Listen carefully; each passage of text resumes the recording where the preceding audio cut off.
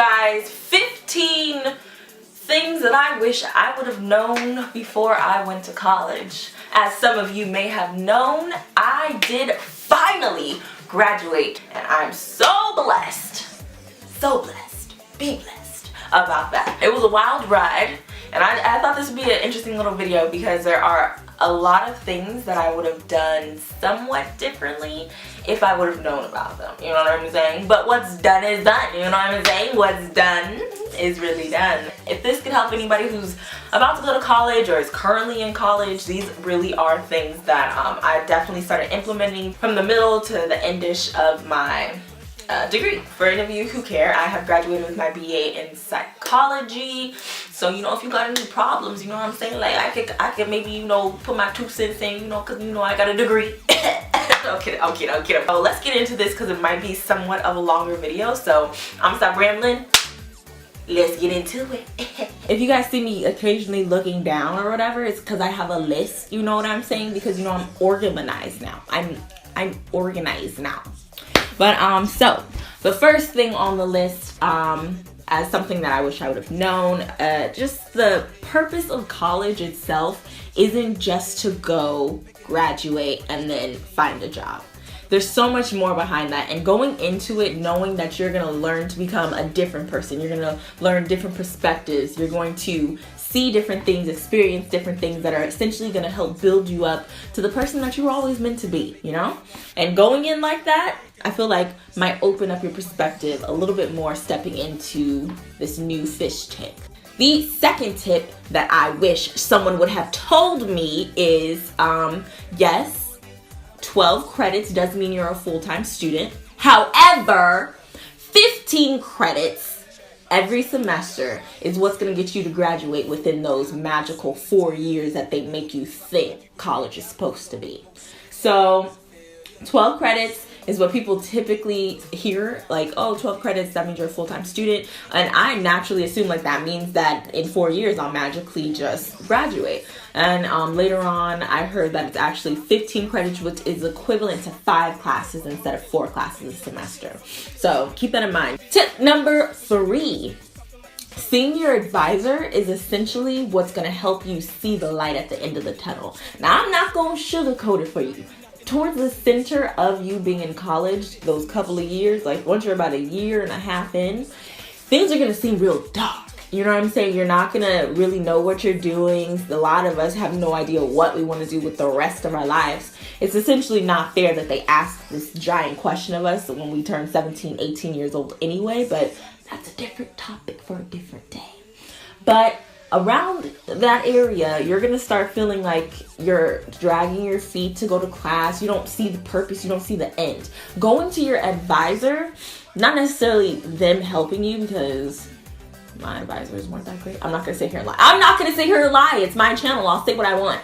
But not necessarily the advisor themselves, but their role. The map that they hand you with your transcript on it and like classes that you need to take and when you should approximately be taking them, that's the paper you need to success. You know what I'm saying? For me, mentally knowing where I'm going has always benefited me. So for a brief period of time, I didn't have that. I was just kind of taking classes every semester, seeing what I needed every semester I needed. Go to them and ask for a full package deal. Say, what do I need from here to when I graduate? That way you can actually skip a couple of advisor meetings. If you already got the paper and you sticking to the plan, you ain't got to see them every semester. At least in my college, I didn't have to see them every semester. But tip number 4, work smarter, not harder. You know what I'm saying?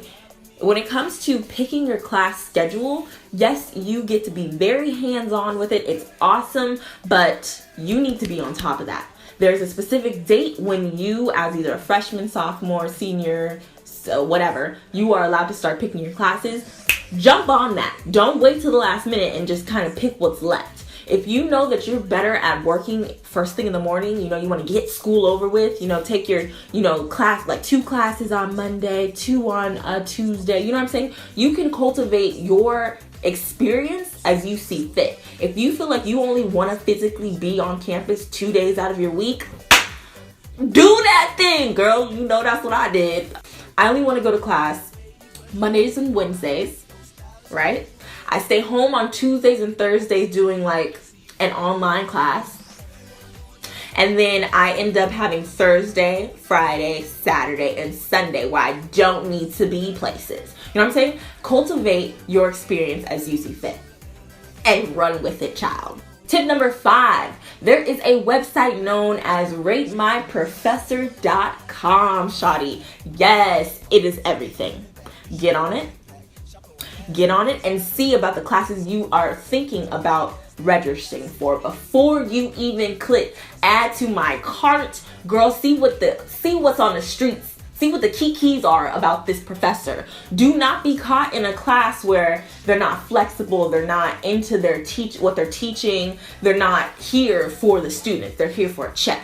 There is nothing wrong with picking who your professor is and knowing who you're picking beforehand. Do your research, girl. Like, they're just not there to passively give you something. You as a student have the right to expect greatness. Essentially, they're expecting things from you and you can do the same. There's nothing wrong with that. You are entering a relationship with your professors when you step in that door, child. Like, know what you're getting into before you get into it. And ratemyprofessor.com, they will give you the tea, piping hot. Whether they lectures are boring, whether anything you can think of, they got it on ratemyprofessor.com. Check it, and then if you end up picking a good professor that wants to help you, makes you motivated to learn, then you come to class because you don't hate your professor, you get an A, you pass the class. You see what I'm saying? Number 6, buying your books, fam. This ain't no game, fam. Buying your books can be super tricky because when I first got there, I was like, oh, maybe that's why we have the bookstore. Let me go to the bookstore to buy my books. No, do not do that. You need to price check everything. And back when I first, got into the game or whatever, my older sister, she did put me on. She was like, okay, you gotta go to this store, you gotta go to Beat the Book store because that's a different store. You gotta go to this store, gotta go to that store. Yippity yippity. I love my sister. Lord knows I do, but there are better ways to do it, and I'm gonna give y'all the tea on that as well. Some libraries, most libraries, they have a couple of textbooks that you can literally just rent to use type of things if your professor has that option where you don't have to buy the textbook at all. So we didn't even have to buy anything. We can literally go to the library. That ratemyprofessor.com that I was telling you about earlier, a lot of students also put how often the text is used in the class. If they say moderately, you could probably get away with not even getting the book. You can get away with borrowing the book from a friend. You can get away with borrowing a book from a friend, taking photocopies of the pages you need, handing the book back to the friend, not spending a dime. But if all else fails and you actually have to purchase the book, listen, go to SlugBooks.com. SlugBooks.com.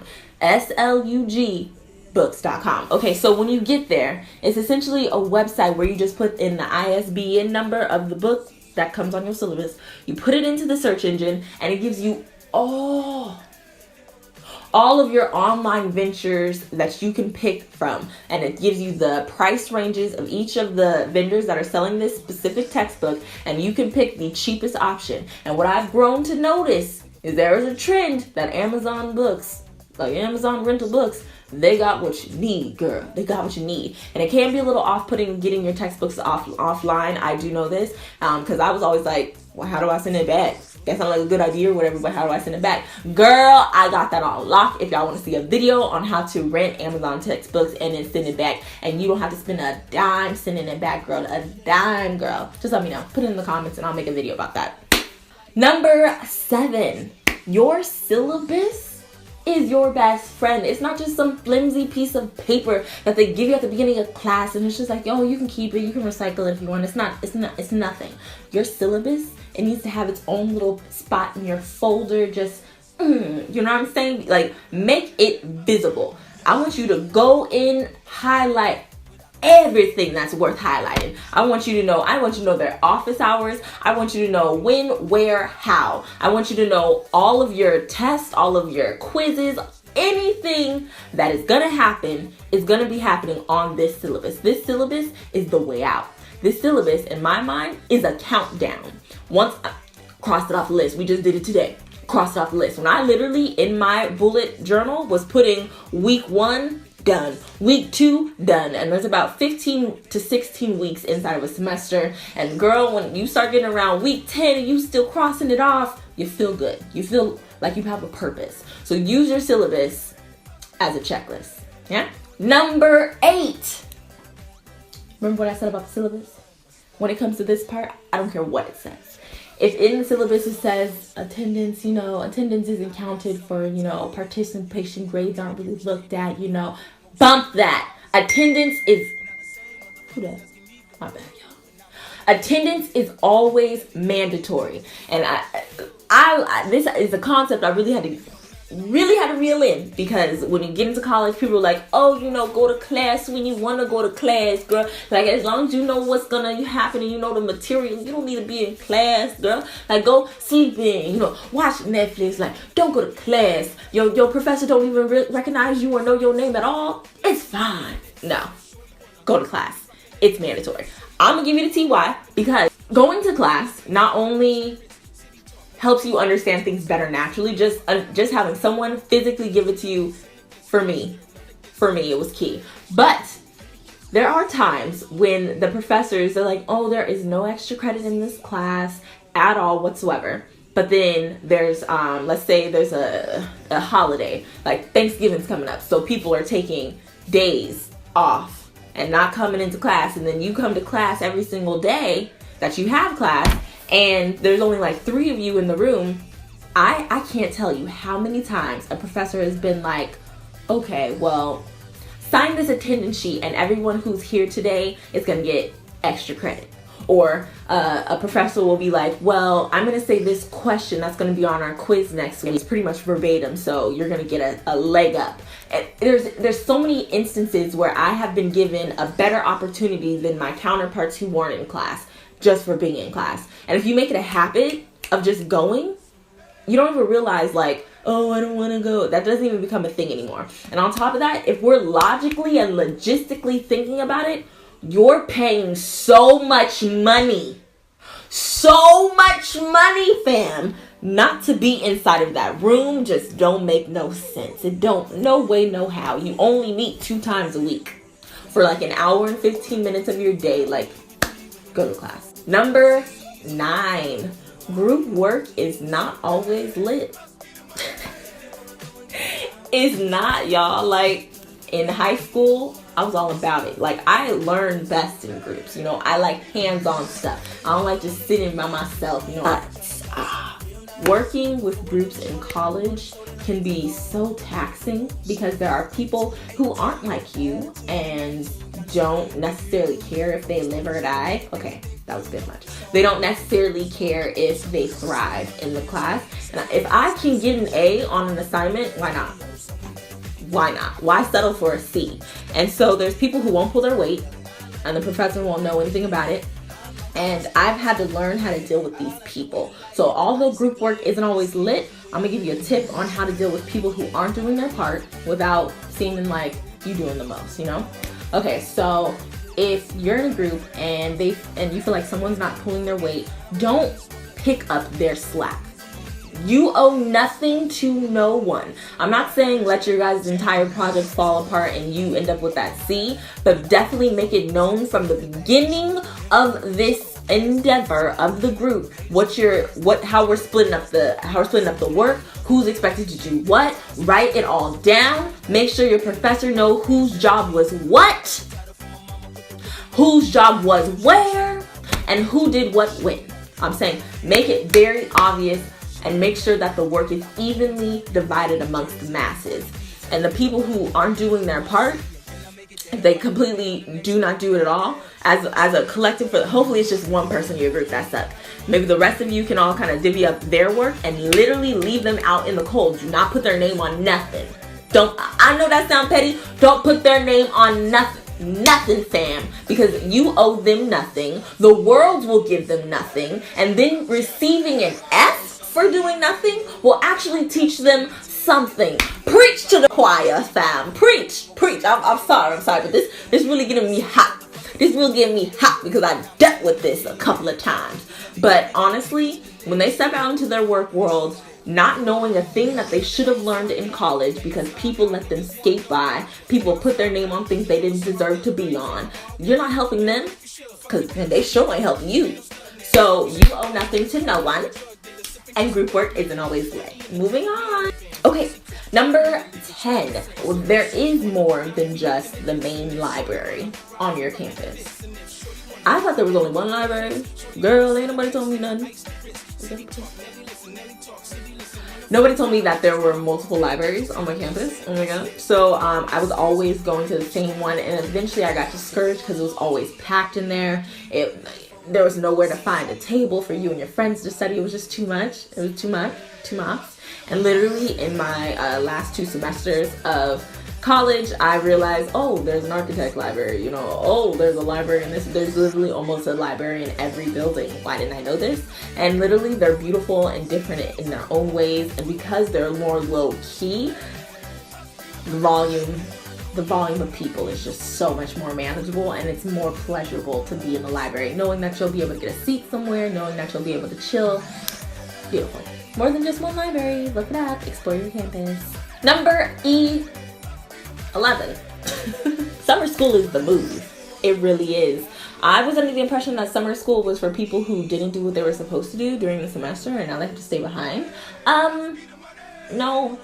Summer school is for people who are about theirs and are getting theirs, and they're excelling so far ahead. Summer school is essentially where in 5 to 6 short weeks you learn an entire semester's work of, I remember I just told you guys that a normal semester is about 16 weeks. This is about 5 or 6, so a lot more is expected of you. You are expected to go Monday through Friday, which is like but it is for like just an hour, and there's about 3 terms typically, and let's say you pick the middle term. That's what I always did. I would pick the middle term. And so it'd be like, I just got out of this semester. Now I have about a month of a break. And then for this month, I'm going to school. And then I have a little bit of a month of a break again. And then I start the normal semester again. So it seems like you have still like your summer or winter break or whatever. You know what I'm saying? Summer school is lit. Check it out. Do all the steps I told you before about books, professors, all that. Do that. But summer school is lit. Number 12. Join an organization, fam. They say that if you are in an organization, you are more likely to graduate and stay in college.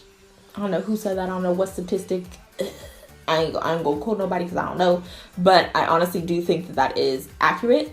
When I first was going to college, I wasn't a part of anything. And it got to the point where I felt like nobody would really notice if I didn't come to school at all that day.